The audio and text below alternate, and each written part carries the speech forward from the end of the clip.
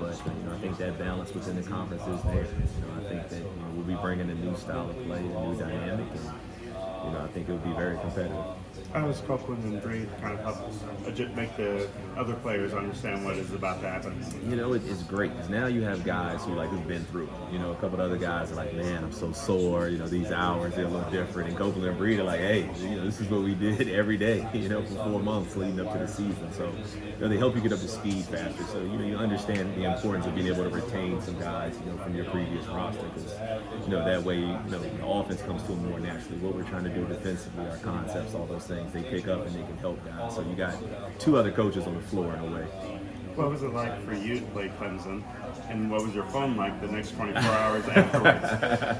It was. I sat outside the locker room and I was a little emotional just because just trying to take it all in and I really just beat my former school in the upset in the NCAA tournament. So it took a little while for it to sink in, and then by the time I got back to my phone, I had over 100 text messages just by people who just couldn't believe it. One, we had pulled it off, but 2, it was against my former school.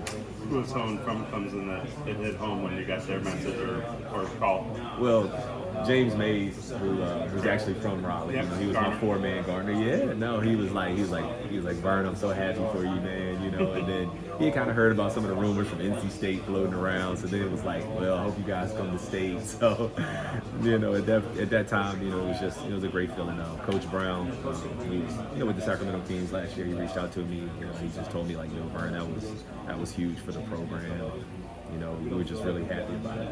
What's it been like building this roster almost from scratch? And is there anybody in particular that you had a strong hand in getting to come here?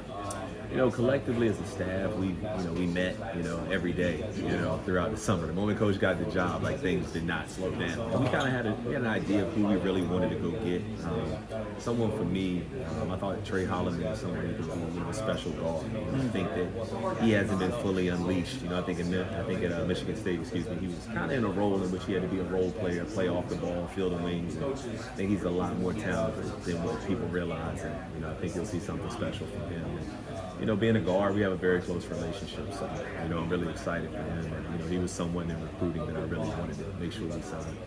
Wade obviously has a pretty big, just kind of the way he carries himself. He's the agitator, is that's kind of part of what you're selling out there to guys to get them to come here. Hey, let's just be disruptive. Yeah, I think guys want to play for a coach who's passionate.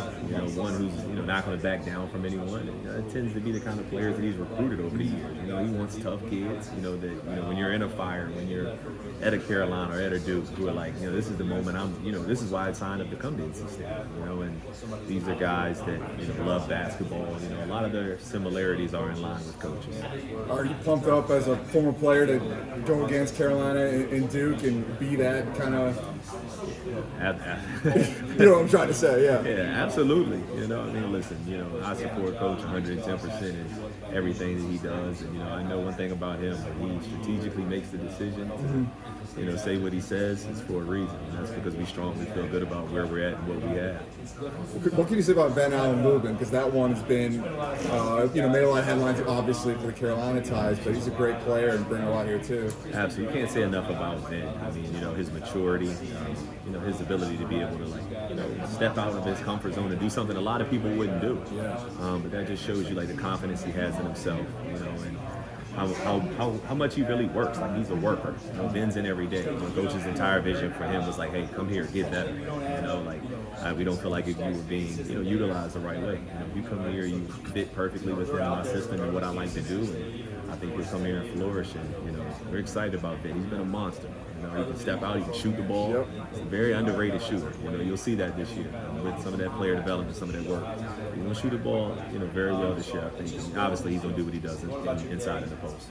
Thanks so much. Great to meet you, Vernon. Absolutely. Nice to meet you. Appreciate your time, man. I know you just mentioned Trey Holloman. Yeah. Be able to see a little bit more full arsenal from him this year. Is there anybody else throughout the sessions that you all have had that's kind of stood out that once we see him, he'll be completely unleashed? Matt Abrams. He's extremely talented. I'm not going to get into too much detail about what he's done in our closed practices and scrimmages, but to see someone come and do that at 19 years old, that early on campus is pretty impressive. He's probably one of our stronger players. Most freshmen step on campus needing to put on weight, get stronger. he's joined our basketball program and he's been like elite in everything. You know, he's the first one there, last one to leave. Anything that we've done conditioning wise, he's at the front of the line. So, you know, to see that type of leadership as a freshman on top of how talented he is, it's going to be, he's going to be one to watch. What does it mean to bring Coach Wade into a program that, you know, after a Final Four 2 years ago, and then missing tournament last year, a lot of folks didn't, or I guess they wasn't really expecting him to come to this type of job, you know, to have that kind of flexibility. But I mean, he's pretty much orchestrated a brand new roster. But what does it mean to kind of like bring him into Raleigh to kind of make a full transition, guns blazing? I think for Coach, you know, his decision when it came down to, you know, figuring out, hey, like, where am I going to go next from McNeese, really came down to, you know, joining a program, one that, you know, has previous history of having success, one that has an elite fan base that, you know, obviously if you're able to win and do your part, they'll rally behind you. And, you know, they've been extremely welcoming. I mean, from the moment Coach's name was kind of even mentioned, you know, the entire state of North Carolina, like, you know, got behind him and pushed for him like, hey, we want Will Wade.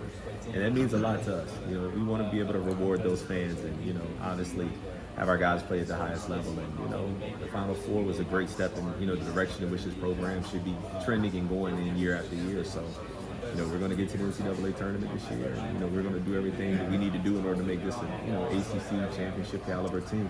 How hard has it actually really been, you know, to kind of field an entire new roster on top of the House settlement recently, you know, coming about, and just the ever-changing landscape of NIL in general?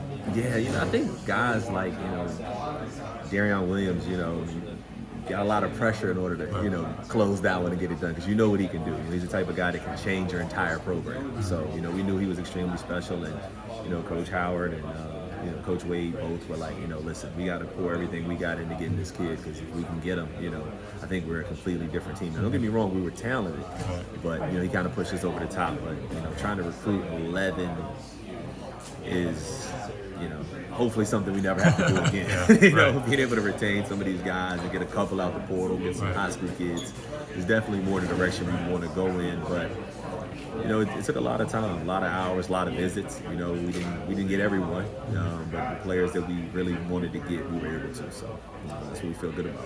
What's up, man? Trayvon Miles. Trayvon. ABC 11. Okay. Nice to meet you. Nice to meet you as well. You talked a little bit about the prestige of the program. What did you know before getting here about NC State, if anything? And I guess what have you learned over these last couple of months? Well, I think, you know, when you go back to, you know, like their national championship teams, you know, I don't think people realize that, you know, you have Final Four appearances, you have national championships, you know what I mean? You have Sweet 16s, you have a program that's, you know, especially when I played in the ACC, it was one of the top places. You know what I mean? I wanted to come to NC State. You know, man, coming out of high school, I was definitely, you know, it was a little closer to home for Richmond for me. And, you know, they had a really good basketball team then. You know, they had Julius Hodge. You know, they had Cameron Bennerman. You know, they had, you know, some guys that, you know, you really saw have a lot of success in the ACC. And, you know, it's just special. You know, the tradition, the fan base. You know, the Lenovo, I fully expected this year to be packed and rocking. And you can see when you have 19,000 fans in there, it can be a tough place to play. I remember. Absolutely. And then to be on Tobacco Road, obviously a rich hoops history. How excited are you guys to kind of get that started back up? Super excited. I mean, you got, you know, obviously, you know, this little triangle of schools right here that, you know, fighting for recruits, you know, fighting, you know, for just be able to rep the state, you know, every single day. You know, those are things that, like, you know, you take pride in when you make the decision to be, you know, part of the Wolfpack. It's like, hey, you know, not only are we trying to, you know, outwork those two schools, we're trying to outwork everybody in the conference. And then last, you just talked about the fan presence from when Will's name was thrown in the hat up until now. What do you know about Wolfpack Nation? I'm sure you learned a lot. I did. I learned a lot fast. I mean, they are, you know, 100% behind us. They've given us everything, you know, in order to, you know, allow for us to be successful. I think, you know, even from the NIL, you know, to the collective, you know, to the support, to, you know, rallying behind the players we've signed. Like, you know, it's unbelievable. I'll be some places and people will know who, you know, guys that we were recruiting, you know, they'll help us recruit them. Like, hey, you need to come here, WPN, WPN, WPN. Like, you'll see it all over their Instagram, all over their Twitter, you know, so you know that, like, hey, you got a third party that's helping you recruit. That makes it a lot easier when you have fans like this. When you've seen the guys working out so far, you know, who stands out? These new guys that are here so far. I think Matt Abel. Yeah, I'm very impressed with him so far. I think his strength, I think his focus, you know, his ability to adapt and transition quick into what Coach Wade is looking for out of guys, I think has been has been really good so far. I think Trey Holloman is someone who's going to be very special this season. I think he'll have a little bit more freedom than you've seen from him, and his creativity to make plays off the bounce, I think, is going to really stand out. So, you'll see some playmaking from him, but, guys like Jerry Ding, you come in and, we got shots up earlier today, and he just went 24 from 25 from 3. It's like, and then you talk to him, and he's like, hey, in my previous school, we didn't really do any workouts, in the preseason. So now I'm like, all right, well, if I have an opportunity to work out with you, get my hands on you, then, who knows what it could be for him.